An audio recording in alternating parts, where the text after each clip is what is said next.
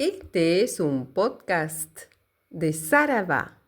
Saraba Gente lo integran Mónica González, Silvana Rena y Silvana Alcaraz en conducción y producción. Santiago Santos en la operación técnica. Podés escucharnos cada miércoles a las 19 horas por FM La Portada. Vamos a conversar hoy con Celeste, Cele, como le gusta que la llamen. Celeste Cele Fierro, que es militante del MST, pertenece a la sección argentina de la Liga Internacional Socialista, estudió trabajo social y está en proceso de finalización de tesis en este momento. Es mamá de una niña de 9 años. Fue diputada de la ciudad de Buenos Aires por el Frente de Izquierda Unidad en 2023 y ahora se prepara para asumir nuevamente como legisladora. Hace pocos días Cele integró la flotilla humanitaria global Sumud, que zarpó hacia Gaza con el objetivo de romper el bloqueo impuesto por Israel y llevar ayuda solidaria al pueblo palestino. Pero durante la misión, los barcos de la misión fueron interceptados y detenidos por el ejército israelí y junto con ellos sus tripulantes. Sobre esto queremos conversar con Cele, y si nos estás escuchando. Hola. ¿Cele? Hola, ¿cómo están? Perfecto, te estoy escuchando. Gracias por la comunicación. Buenísimo, Cele, acabamos de presentarte ahí con algunos datos que teníamos tuyos y hacer un poquito del contexto de tu participación en la flotilla humanitaria. Así que bueno, sobre esto queremos conversar, te damos la bienvenida. Mi nombre es Mónica y estoy acá con Silvana. Mónica, Silvana, gracias por la invitación, por el espacio. La verdad que fue algo muy importante la flotilla y bueno, para mí significó algo completamente distinto y que suma a toda la actividad política y también desde lo personal haber sido parte de esta misión humanitaria que pretendía abrir el bloqueo genocida que mantiene Israel.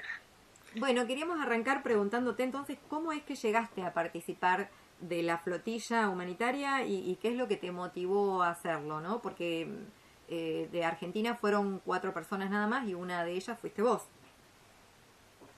Sí, bueno, como saben, y bueno, vos estabas ahí haciendo mi presentación, yo soy militante del MST, el Movimiento Socialista de los Trabajadores, que es parte del Frente de Izquierda, y además internacionalmente construimos la Liga Internacional Socialista.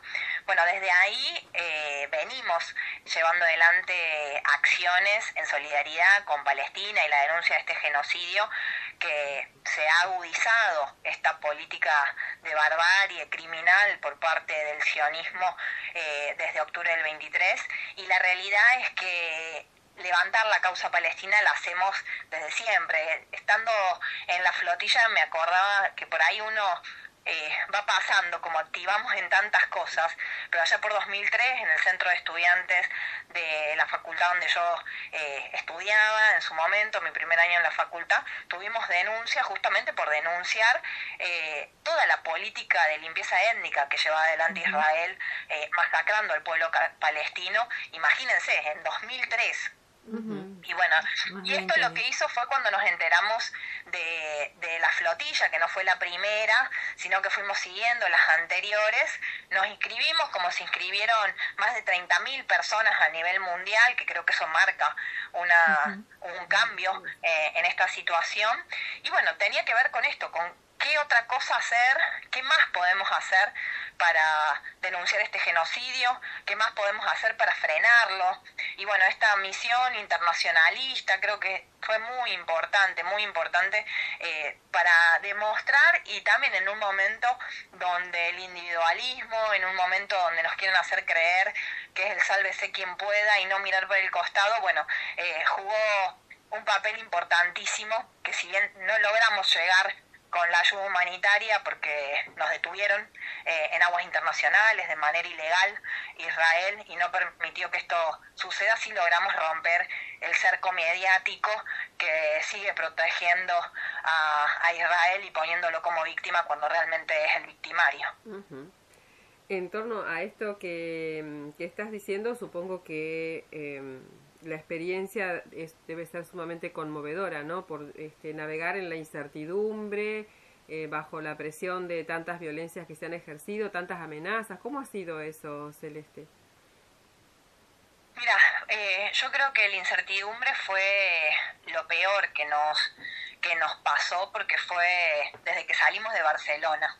Uh-huh. Digo, nosotros estamos amenazados ya antes de salir, donde se decía que nos iban a tratar como terroristas, donde había amenazas de hundir barcos, donde, bueno, sufrimos varios ataques en el camino, en el puerto de Túnez, después antes de llegar a la altura de Grecia, con drones en el medio del océano contra todos nuestros barcos.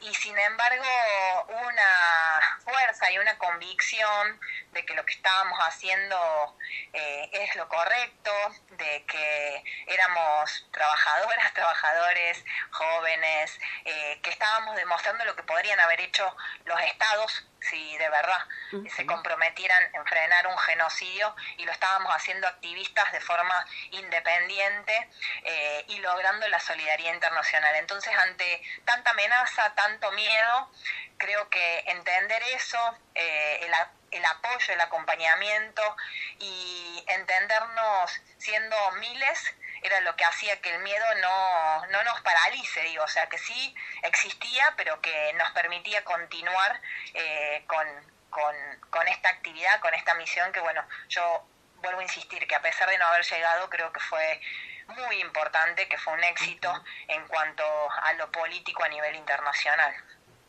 Sin duda, ¿no? Esto que decís, totalmente de acuerdo con la importancia de esta travesía. ¿Y cómo fue la experiencia de la convivencia, digamos, con otros activistas, con otros militantes de distintos países, distintos idiomas? ¿Qué nos puedes contar de eso? Bueno, yo creo que lo logramos porque había una conciencia en relación a lo que estábamos haciendo y logramos tener mucha disciplina, trabajar mucho desde el compañerismo.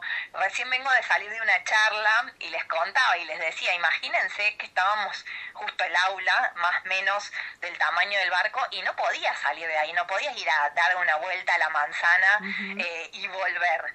Entonces, todo ese trabajo colectivo fue importantísimo. O sea, de hecho, al día de hoy seguimos teniendo grupos con mis compañeras y compañeros del barco y es nuestra familia en un punto. O sea, logramos trabajar como esa familia y con el mismo objetivo. Creo que eso fue lo que nos unió, porque veníamos, vos decías, bueno, distintos idiomas, distintas historias, distintas tradiciones, hasta políticas, y sin embargo eso lo unificaba la defensa de esta causa, la denuncia del genocidio, y bueno, trabajamos desde ese lugar para lograr avanzar todo lo que podíamos. 8 días detenidas estuviste. ¿Qué hizo la Argentina para brindarles protección, derechos, defensa? Mira, lamentablemente no hicieron nada. Sí estuvo el cónsul en 2 oportunidades, fue a vernos, pero nos dejó claro que estaba él y no estaba el embajador, que el embajador es el que tiene la potestad, digo, de poder negociar o exigir nuestra libertad más rápida. Lo que hicieron fue constatar que estábamos ahí.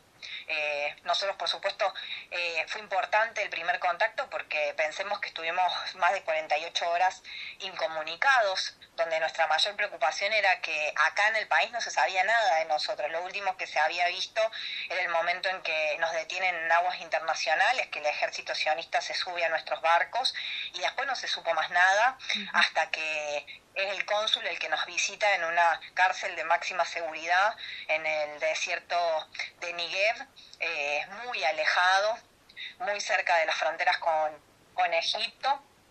Entonces, eso, cumplieron el rol de informar que estábamos ahí. No hubo comunicación oficial tampoco, sino que fue con nuestras familias, con nuestros compañeros esa información, pero después nosotros tampoco esperábamos nada, teniendo en cuenta que vergonzosamente el gobierno argentino es un gobierno que acompaña al sionismo y no denuncia para nada este genocidio. Ahora te iba a hacer una preguntita en relación a eso, pero previo quiero preguntarte si hay acciones en torno al derecho internacional que pesen sobre Israel por todas las violaciones a esto del ataque en aguas internacionales, a la pérdida de los objetos de ustedes cuando no tenían ni por qué llevarlos a ninguna cárcel ni nada por el estilo. O sea, ¿hay algo del derecho internacional que se esté poniendo en juego? ¿Tenés conocimiento? Mira, de hecho estamos en contacto y trabajando en común con compañeras y compañeros de otros países.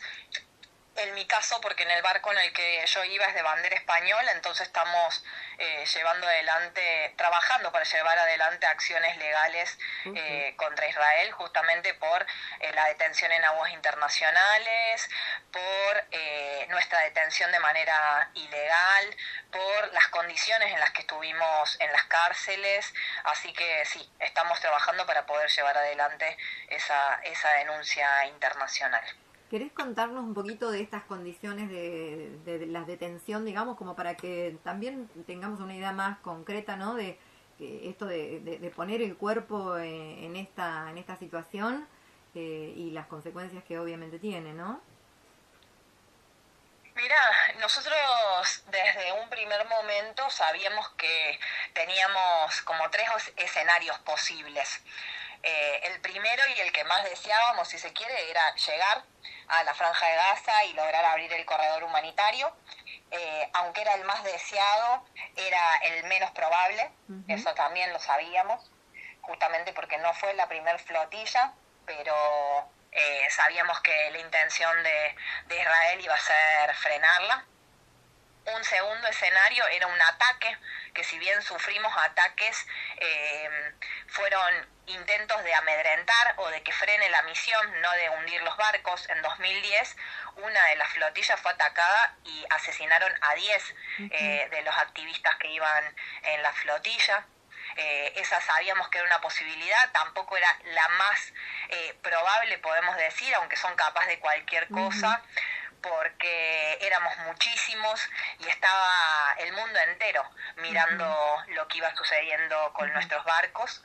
Y bueno, y la tercera opción, la tercera hipótesis, el tercer escenario era que nos intercepten, que detengan la misión y que nos encierren de manera ilegal y bueno, y luego nos deporten, que fue lo que terminó sucediendo.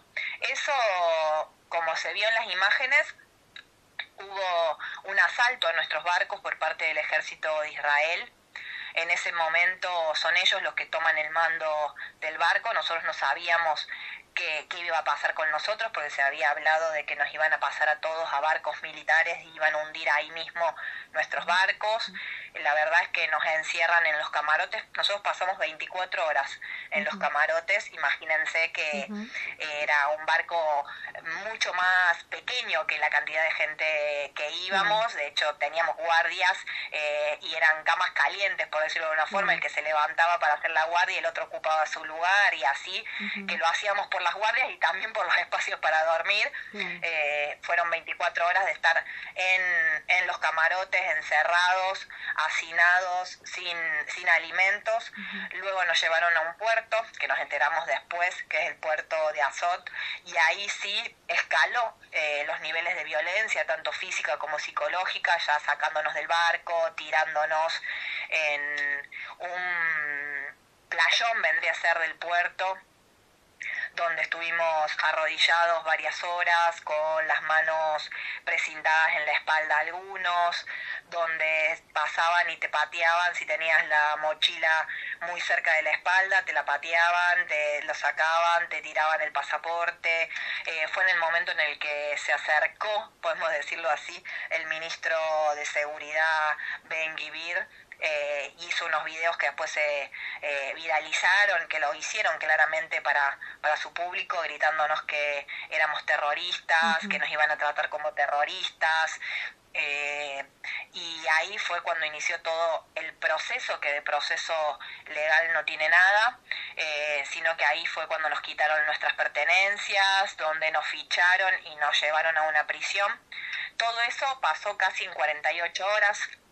Todo ese tiempo estuvimos incomunicados, nos quisieron hacer firmar documentos en hebreo, diciendo que habíamos ingresado de manera ilegal, bueno, todas estas presiones, y luego nos llevan a una prisión de máxima seguridad, muy alejada, donde estábamos en celdas que eran para 5 personas, entre 13 y 16 personas, con alimento completamente insuficiente, nunca tuvimos agua potable, se negaban las medicinas para gente que tenía enfermedades crónicas, había que pelear, militar la medicina para esas personas. De hecho, uno de nuestros compañeros argentinos, Carlos, necesitaba una medicación y se la dieron recién al segundo día y no en la cantidad necesaria.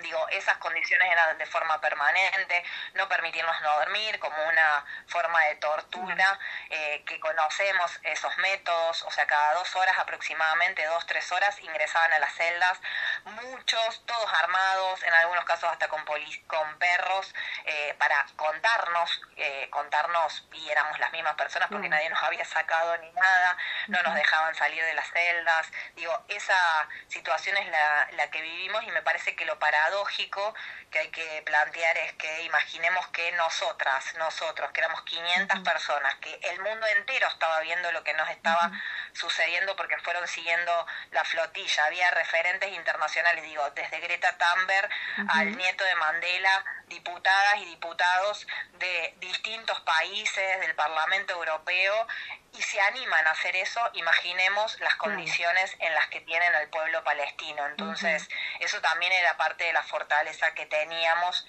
en el sentido de sabernos que había muchas y muchos afuera exigiendo nuestra libertad, pero también sabíamos que era una ínfima parte de lo que padece el pueblo palestino. Con todo este tremendo sacrificio que han realizado de esta forma de poner el cuerpo y la mente, han logrado hacer visibles esta crisis humanitaria que se está llevando a cabo, este terrorismo de Estado que se está llevando a cabo en Palestina. ¿Cuál es la situación actual? Después de todo esto, ¿se pudo modificar algo? ¿Hay un alto al fuego, pero existe realmente ese alto al fuego? Mira, creo que es buenísima la pregunta porque cuando nosotros llegamos a Argentina, hacía muy poquito que se había firmado este acuerdo de paz, tramposo, hay que decir, impulsado por el imperialismo, donde las condiciones que estaban puestas eran en función de mantener el régimen colonial, este régimen de apartheid que impone Israel en la región, y muy lejos de garantizar el derecho del pueblo palestino. Pero no solamente eso, sino que el cese al fuego, que en un momento fue muy festejado, sobre todo por la población gazatí, teniendo en cuenta que hacía 2 años que le caen bombas en la cabeza y no saben si van a morir bajo los escombros, que haya un verdadero alto al fuego. Y la verdad es que ese alto al fuego fue completamente ficticio, porque si bien podemos decir que no siguieron asesinando de a cientos o miles por día, siguieron llevando adelante la política de limpieza étnica. Entonces, asesinatos siguieron, y al día de hoy, cuando ya hubo este intercambio de rehenes, cuando Israel ha recuperado a sus ciudadanos, podemos decir, rápidamente el mismo ministro que nos gritaba terroristas decía: es el momento de continuar con el exterminio en la franja de Gaza. Y eso es lo que ha sucedido a partir de ayer, donde el propio Netanyahu ha planteado justamente eso, y en menos de 15 horas horas han asesinado a más de 100 personas, entre ellos 46 niñas y niños. Así que lamentablemente esa paz que promocionaron no es tal si él queda en las manos de un genocida como es Netanyahu y el Estado sionista. Está claramente demostrado que lo que se ha puesto en marcha es una forma de necropolítica, ¿no? Una política de muerte, que además del exterminio como de todo un pueblo, como vos lo estás mencionando, de la limpieza étnica, habrá otros intereses que se juegan detrás, ¿verdad? Completamente, porque me parece importante marcar que esto no empieza en octubre del 23, que de hecho la creación del Estado de Israel es del 48 y hay toda una política por parte del imperialismo de intentar mostrar a Israel como la democracia en la región, en contra del resto de los regímenes, es un enclave político y militar, entonces tiene una importancia geopolítica, por eso no solamente tiene el apoyo del imperialismo yanqui, sino la complicidad de los estados europeos, sobre todo, que siguen financiando a este genocidio. Entonces creo que es importante marcar esto, porque no es un problema que empezó hace 2 años, sino que es desde la creación de este Estado, porque hay que decir, no es un problema religioso como lo quieren poner en algunos lugares, sino que es completamente político. En esas tierras, en las tierras palestinas, vivían musulmanes, católicos, judíos, de forma armónica, anterior a la creación de este Estado, que desde su creación tiene una política de apartheid, de limpieza étnica, de superioridad, y por eso tiene como ideología, y es la que imparte hacia su propio pueblo, que el pueblo palestino solamente nace y crece para asesinar judíos, que no son humanos sino son animales. Entonces vemos cómo practican tiro al blanco en niñas y en niños, cómo asesinan a familias enteras, y vemos cómo disfrutan utilizando las cosas que tienen en esas casas las y los palestinos. Entonces me parece que es importante marcarlo así, porque no es solamente hoy ahora, sino que es más global, y por eso la pelea, si se quiere, o el reclamo es la Palestina única, libre, del río al mar. Y para llegar ahí, ¿cómo se sigue? Porque en este momento es un momento muy complejo, pero hay una forma de seguir en lucha, hay alguna proyección desde los distintos estados que están movilizados. Mira, creo que lo primero es acompañar a ese heroico pueblo, porque vos sabés que a nosotros nos decían, bueno, ustedes son nuestros héroes, nuestras heroínas, y la verdad que el único héroe en este lío es el pueblo palestino, que lleva más de 80 años resistiendo, y existe porque resiste, porque no va a bajar los brazos, por más que Israel quiera borrarlo del mapa. Entonces creo que eso es lo primero. Creo que la solidaridad internacional es importantísima, que este acuerdo de paz intentó aplacar esa movilización y esa solidaridad internacional, y nosotros tenemos que seguir fomentándola.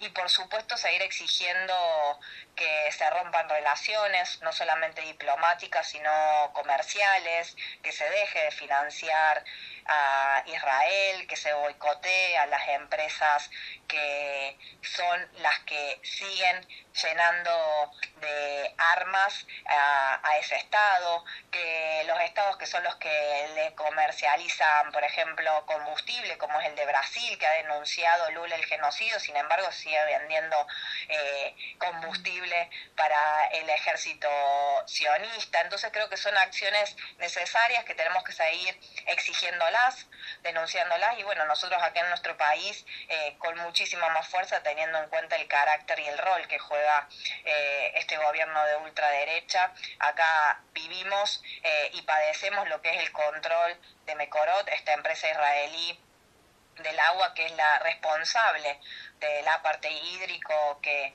han llevado adelante y han condenado al pueblo palestino a no poder acceder a este bien vital como es el agua. Entonces creo que todas esas acciones, por más que parezcan sueltas, mínimas, tienen una importancia enorme en esta denuncia, en esta pelea, y que por supuesto no hay que bajar los brazos. Y bueno, para nosotros desde nuestro lugar es seguir construyendo alternativas políticas, como lo hacemos acá en nuestro país, como lo hacen compañeras y compañeros en otros países. Ahí en la región, por ejemplo, tenemos compañeros en Líbano, porque entendemos que tampoco la salida es la que propone Hamás, un estado teocrático como es en Irán. Entonces creo que también está ahí, y por supuesto va a ser la autodeterminación de los pueblos en el marco de rebeliones la que terminen poniendo las cosas como deben ser, derrotando en primer lugar a estos regímenes.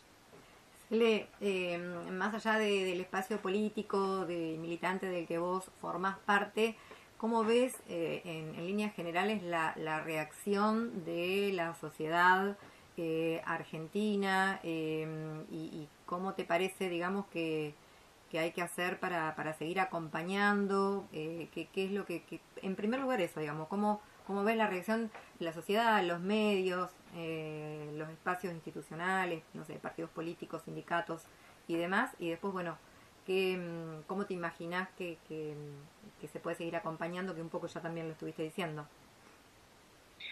Mira, yo creo que las instituciones siempre es más lento el camino que se recorre que los propios grandes movimientos que van haciendo esos cambios. En nuestro país tenemos que entender que hay una fuerte presión por parte del sionismo. Las instituciones sionistas juegan un rol de denuncia, de criminalización, de persecución a quienes levantamos y defendemos la causa palestina, a quienes denunciamos el genocidio. Acá hemos tenido el procesamiento de nuestro compañero Alejandro Godard desde el 2022, para que nos demos una idea, y eso continúa a pesar de ganar y tras ganar distintos juicios y audiencias, siguen apelando, diciendo que somos antisemitas, que es discriminatorio, y en realidad son posiciones políticas de denuncia de un genocidio. En la universidad estamos viendo cómo quieren perseguir a nuestras compañeras y compañeros, por ejemplo, en Córdoba o en la UBA en psicología. Entonces, nos sorprende porque existe esa presión, pero me parece que lo importante es que en el último tiempo ha ido creciendo con mucha más fuerza la solidaridad internacional, la denuncia del genocidio, digo, en nuestro país, que hemos sufrido genocidios, el de los pueblos originarios, el de la última dictadura militar. Entonces sabemos lo que es. Entonces creo que es muy importante lo que hacemos para seguir denunciándolo. Lamentablemente hay que decirlo que en esto... Hola. Se nos ha cortado la comunicación. Sí. O está retomando, a ver. Me parece que tal vez nos quedamos sin señal momentáneamente y no sé si se ha cortado. Bueno, ahí vamos a retomar. Entonces, bueno, viene muy interesante esta entrevista con Cele Fierro, integrante de la flotilla global Sumud y bueno, militante del MST. Nos venía comentando su experiencia durante la travesía hacia Gaza, contándonos detalles de todo lo que pasó, tanto en el viaje como en el momento de la detención, y bueno, las múltiples vejaciones, torturas y maltrato que sufrieron por parte del ejército israelí. Y bueno, la verdad que estaba buenísimo, iba desgranando un montón de conceptos respecto de bueno, esta lucha internacionalista y cómo desde Argentina poder visibilizar cada vez más, ¿no? Fueron 4 ciudadanos argentinos que participaron de la flotilla, que pusieron el cuerpo, que arriesgaron su integridad física y bueno, y también desde el punto de vista psicológico es una fuerte experiencia. Ahí estamos de vuelta. Ahí estamos con Cele. Cele, se nos cortó ahí, pero bueno, retomamos. Perfecto.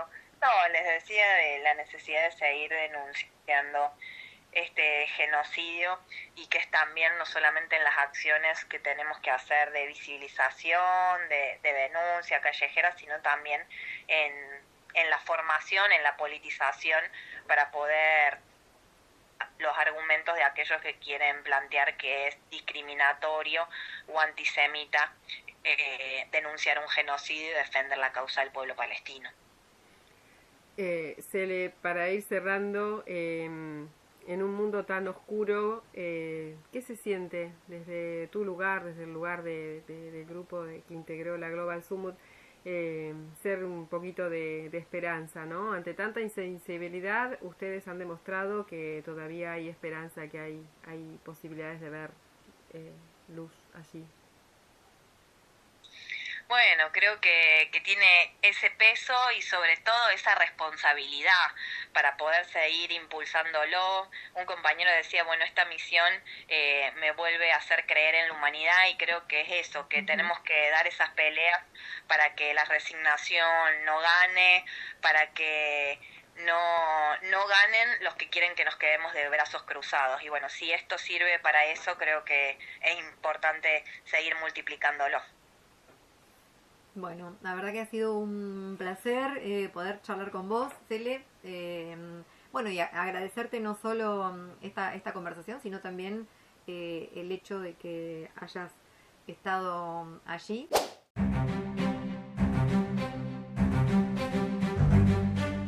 Estuviste escuchando un podcast de Sara Va. Si te gustó este contenido, podés seguirnos en las redes de Sara Va.